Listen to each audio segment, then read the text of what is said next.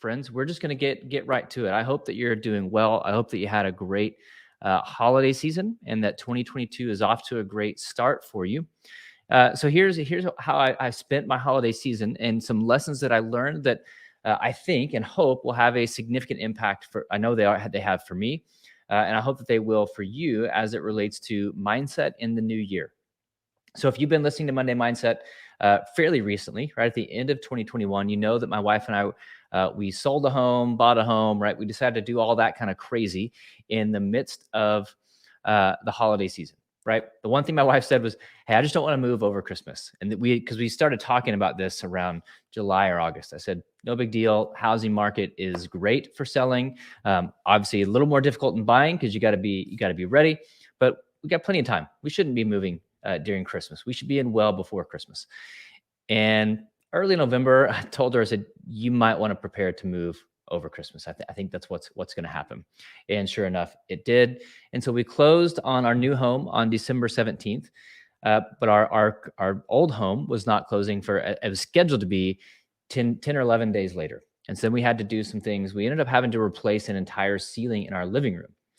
Right. So an engineer came out and said, "I think there's some structural issues." I don't know if there really were or not, but part of contracts, the engineer comes out, says, "Change it." You don't really get to argue. You have to change it. And so I spent 3 or 4 straight days from about 8 a.m. to midnight or close to midnight, sometimes 10 p.m., replacing ceiling joists in our living room ceiling, right? We had to replace 3 joists and stabilize what they call sistering 5 joists. Not a lot of fun, exhausting work, right? These beams, these joists that hold up your ceiling, ours were like 16 feet long and well over 100, maybe 200 pounds, right? So pretty intense work, working well into the evening. Well, what I learned about these joists is, that the idea of a ceiling joist, for those who were uneducated like I am, right, they are carrying and holding the weight of the upstairs of your house, right? They're kind of a stabilizing force in your home to make sure that the home lasts, right? If you have weak joists, or if you don't have any joists, your ceiling collapses. If you have weak joists over time, your ceiling will start to sag. It becomes a liability. Well, what happens in these joists is that you put notches in these joists whenever you put them up, because you have plumbing that may go through them. You may have electrical that goes through them. And they're 2 or 3 inch beams. And so you've got to drill holes or cut out holes for your plumbing or your electric to go through, to move throughout your home. Well, when you notch a joist, it weakens it, right? Those notches compromise the integrity of the joist.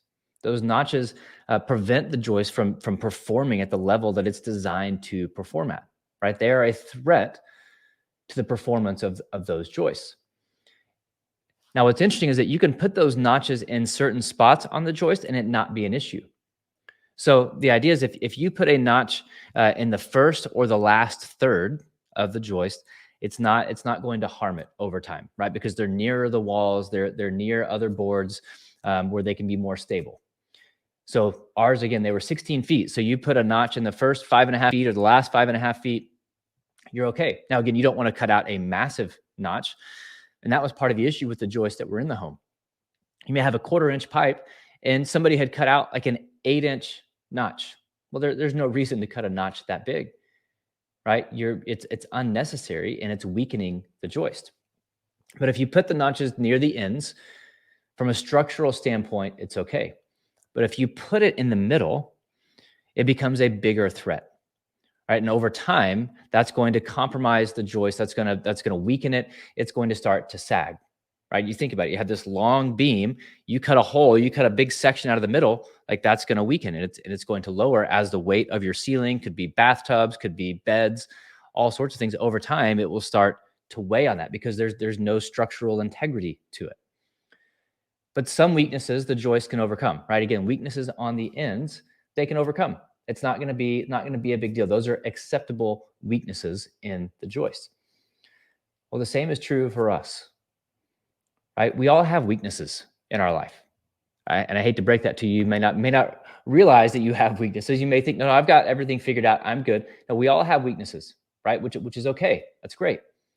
And in life, we learn to work around those weaknesses. We find a way through or around or over in order to move forward, in order to do the work that needs to be done. Same is true in our teams, right? Every team has weaknesses. There are no perfect teams, I spend a lot of my time in the sports world. So even championship teams have weaknesses, but they have weaknesses that they are able to overcome, weaknesses that don't compromise their ability to perform at a championship level. They're weaknesses that they can work through, that they can work around, that they can have and still operate at the level they need to operate in order to win. But the worst teams don't just have weaknesses that they can work around, they have weaknesses that compromise their potential, that undermine their ability to perform at a high level. They have weaknesses that are a threat to their performance. And if they don't address them, they will never perform at the level they need to perform at, right? Which is why these joists, these notches were weaknesses that were threats. We had to replace them. Well, we all have weaknesses that we can't overcome. Weaknesses that are a threat to our influence, a threat to our impact, a threat to our potential, a threat to our performance as leaders, as humans. And the one weakness that you cannot overcome is a weak mindset. Right? Your mindset is the weakness that can take you out. You cannot overcome it. Doesn't matter how talented you are, how skilled you are, how much effort you put in, how much resources you have. If you have the wrong mindset, if you have an unhealthy mindset, a weak mindset, you're compromising your ability to perform at a high level. Because your mindset is that foundation. It is that support system. It is that beam. And if you have a strong, healthy mindset, when adversity hits, when weight hits, when you face the pressures of everyday life, the adversity of everyday life, your mindset holds strong and it supports you and it allows you to continue to perform at a high level. But if you have a weak mindset and that pressure hits, that adversity hits, those obstacles show up, that frustration sets in, you can't support it and you crumble under that pressure. You give in to that weight. You give in to that frustration. You give in to those obstacles because your mindset can't support you.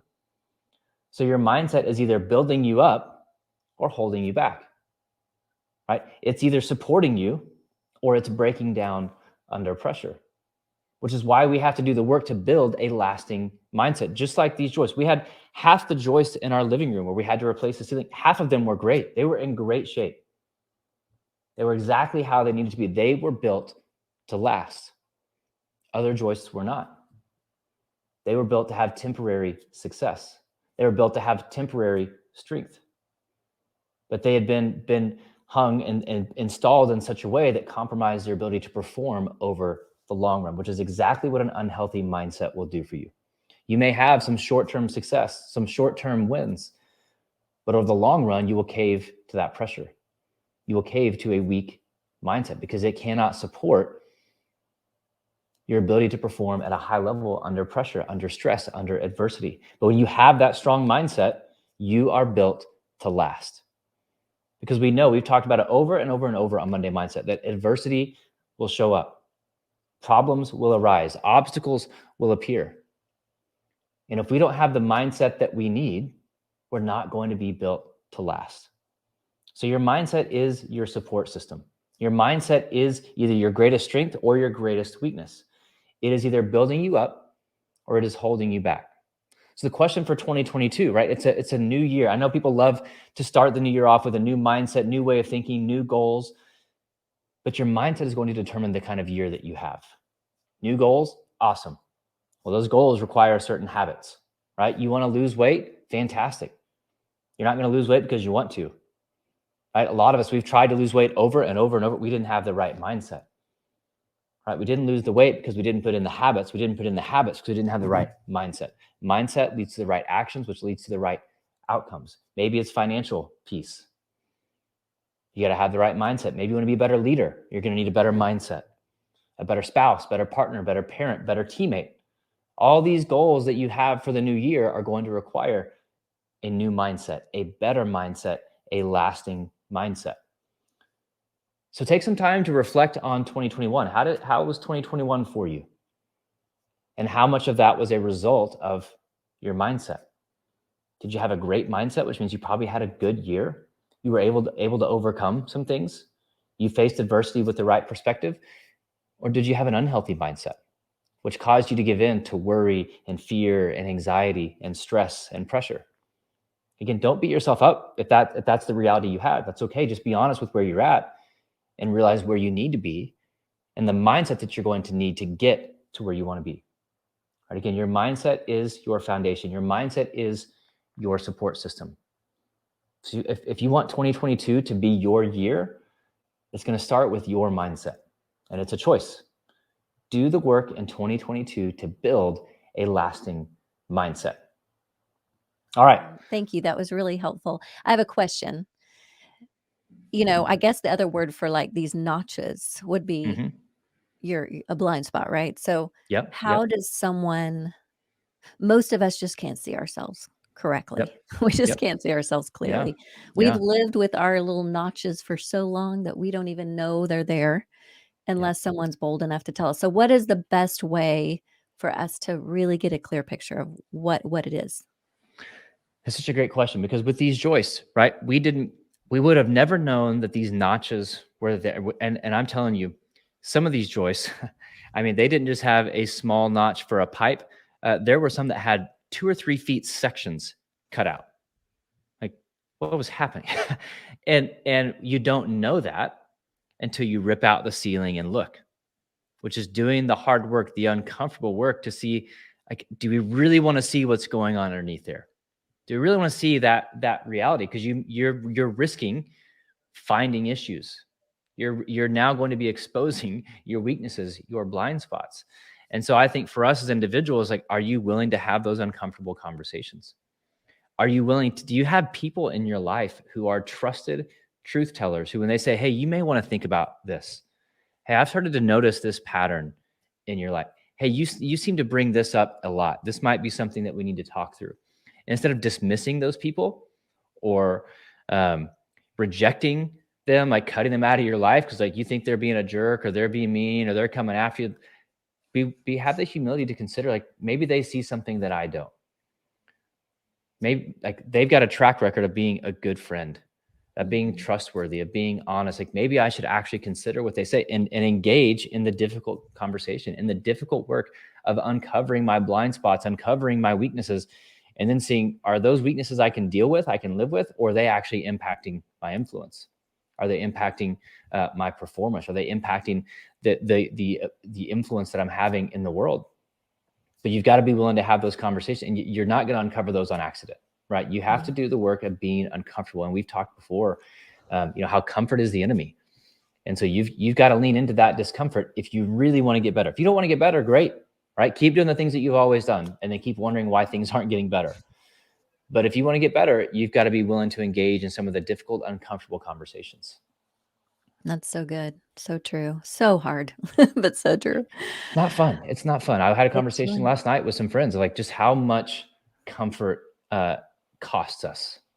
And a guy who's a mentor, man, he said, lean into adversity. He's like, stop running from it, start running to it. He goes, I know that sounds terrible. You don't need to like seek out problems.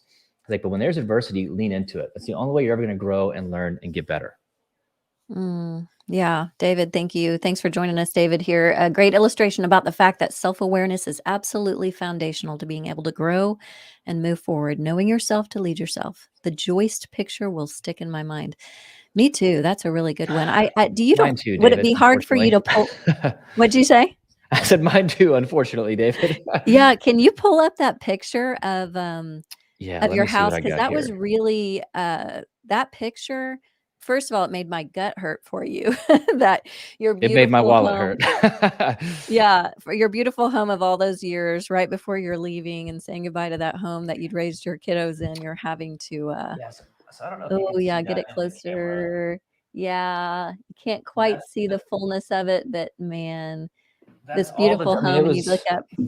It's ripped apart. And there's so many lessons on bitterness and difficulty and overcomplicating things. And like, there are so many lessons that I told my wife, it is as frustrating as it was, as difficult as it was, like I needed that. I feel like I needed that test of being like, I don't do that kind of work. Right. That is not, I am not Tim the Toolman. Well, I am Tim the Toolman Taylor. I'm probably more like him than an actual handyman. Right? Like it's it's not what I do, but our contractor is a good friend. So we were there all day, every day, trying to figure it out. So it was a really good test of patience, of all sorts of different things. But there's so much learning that happened as well. Wasn't fun. Again, ripping apart your home that you wanted to have a peaceful transition out of. But transitions just are rarely, they're rarely peaceful. So it was an interesting process. Yeah. Wow. Well, that is really good. You're right. That's a great picture in my head now. Before my little audio mishap, before I was showing everyone that we have a new podcast here in the giant world, and it's really, really good. This morning, we actually recorded the fifth episode of the Giant Leadership Podcast. So I wanted to make sure all of you know about it. Those of you who love to listen to podcasts, even if you don't, maybe now you will if you listen to this one, because it's really, really good. It's our two founders, Steve Cockram and Jeremy Kubicek. They record these podcasts, and they always invite a guest. And sometimes they are giants, what we call giants, people within the giant world. And sometimes they are folks from outside of the giant world. But of course, they talk about leadership. And it's really just a great conversation.